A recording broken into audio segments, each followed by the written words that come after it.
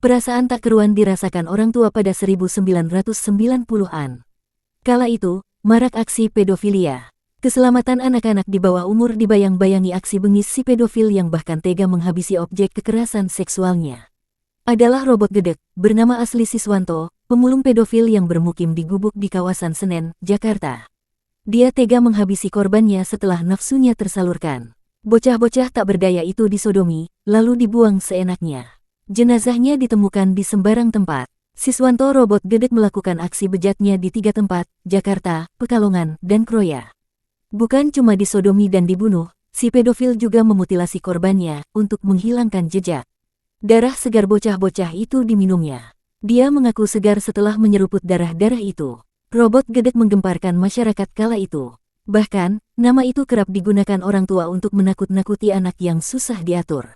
Lalu, bagaimana aksi keji si pedofil itu terkuak? Berapa korbannya? Bagaimana dia dihukum? Semua bermula dari 4 mayat anak jalanan yang ditemukan di kawasan Kemayoran, Jakarta Pusat.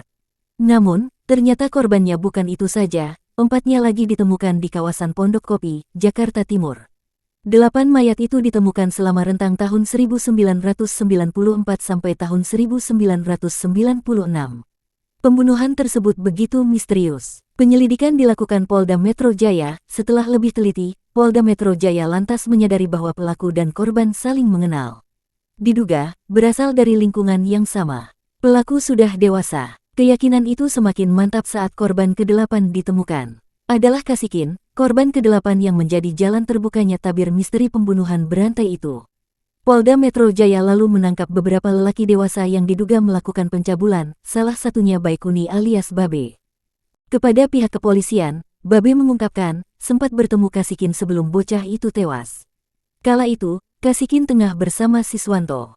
Keberadaan robot gedek lantas dicari polisi. Namun, polisi tak menemukan sang pemulung di gubuknya. Dia sudah pergi ke kampungnya, Desa Ketandan, Batang, Jawa Tengah. Polisi tak gentar mencari keberadaan Siswanto. Akhirnya, ditemukan pada tanggal 27 Juli tahun 1996 di stasiun kereta api Tegal, saat sedang mengemis. Polisi sempat ragu Siswanto adalah pedofil pembunuh nyawa bocah-bocah malang itu. Keraguan itu muncul lantaran robot gedek berpostur ceking, pendek, sedikit bungkuk, kakinya pincang sebelah.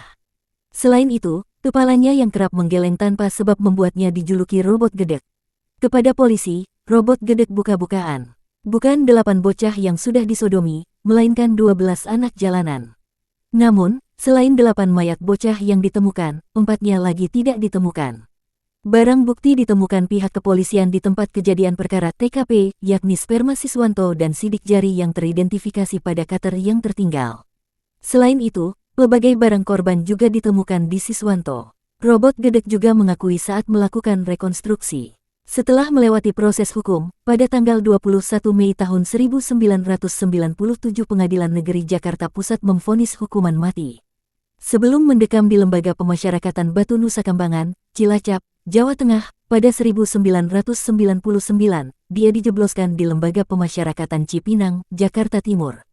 Komisi untuk Orang Hilang dan Korban Tindak Kekerasan Kontras sempat menilai persidangan kasus Siswanto itu cacat hukum.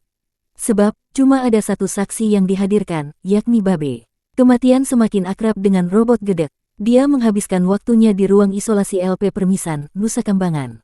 Ruangan berukuran 6 kali 3 meter persegi.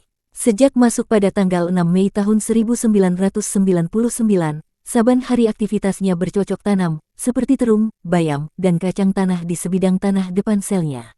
Sayur itu dia makan dan dia jual untuk membeli tembakau. Selama 10 tahun dia menunggu ajalnya di tangan eksekutor.